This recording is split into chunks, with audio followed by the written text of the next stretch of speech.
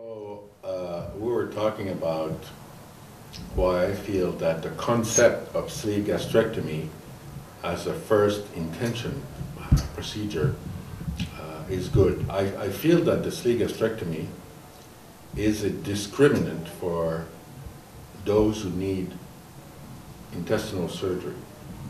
So I think we can do sleeve gastrectomy for low BMI, adolescent, body mass index less than 40, or in high-risk patients, like BMI more than 60. And then we watch them as they lose weight, their comorbidity resolutions. There are those who have great success, and they don't need anything more. Then there are patients who don't lose enough, don't have enough comorbidity resolution, or may have some weight regain. And then you may decide to have intestinal surgery added to the sleeve later on. But let's say there's a 20%, 25% failure over time. You have avoided in 75, 80% of patients intestinal surgery, which has bowel obstruction, micronutrient deficiencies, severe ones in some cases like calcium. They may have severe hypoglycemia, and it's recognized more and more as a failure of the gastric bypass. The hypoglycemia that follows postprandially is subjecting patients to eat more, and they regain weight after gastric bypass.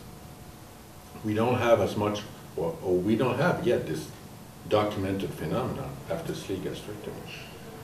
Because what will you do when they fail gastric bypass? Now, I'm trained by Lloyd McLean. He used to be the president of the American College of Surgeons. So Lloyd McLean, I was trained to do gastric bypass with Lloyd McLean. This was 30 years ago. We were doing open gastric bypass versus open BBG in randomized studies. In gastric bypass, in body mass index more than 50, you have long-term 50 to 60% failure rate.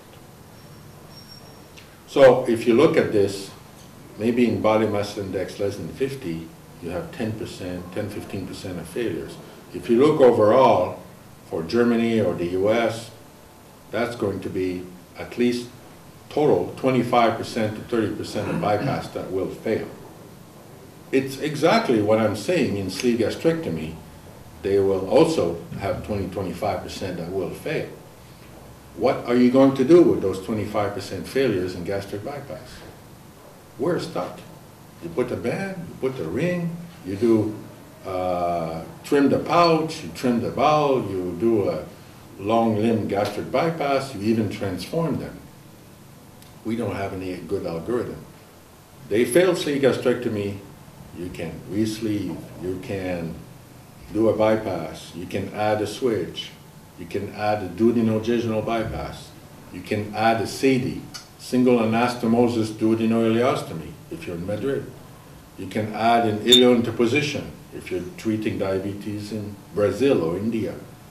So there's so many options following the sleeve or mini gastric bypass that it becomes a first intention procedure for most patients, except perhaps severe Barrett's, incompetent sphincter, lower esophageal sphincter, in which I would reserve the Roux-en-Y gastric bypass. It has less morbidity, less complication. We know this from bold data, SRC, huge database. NSQIP, American College of Surgeons, Center of Excellence. Also the state of Michigan. The three together say the same thing. Less complication, less mortality with the sleeve. So if we're looking at this surgery as a mass treatment for chronic problems like diabetes and obesity for a population, the health system has to look at how much it costs to treat a population. It will cost less because there's less morbidity and mortality. I'm pretty convinced of that. And then for our failures, we have strategies, we have possibilities. We're not stuck. If the diabetes comes back after a gastric bypass, what are we going to do? transform them to duodenal switch. It's a huge operation. We're not going to do this. So if they have a failure of diabetes with sleeve, you can add duodenal switch, duodenal jejunal bypass, transform it to a mini gastric bypass, whatever. We have options. When you look at this, and I've had several presentations in the last few months in Brazil, in other countries, we've discussed what is the best way to treat type 2 diabetes, even type 2 diabetes with obese patients. When you look at a 10-year period, gastric bypass doesn't hold at 75–80% cure or remission.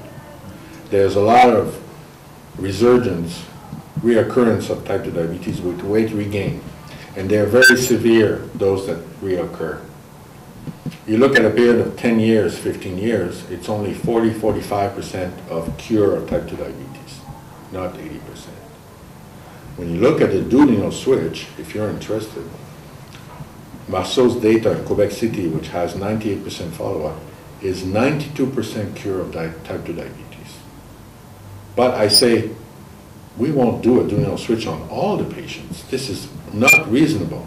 You do a sleeve, and 2/3, 75%, it's fine. Then you're going to add a duodenal switch. And we're going to get, at a period of 10 years, very close to 90% cure of type 2 diabetes. This is twice as much as with Roux-en-Y gastric bypass.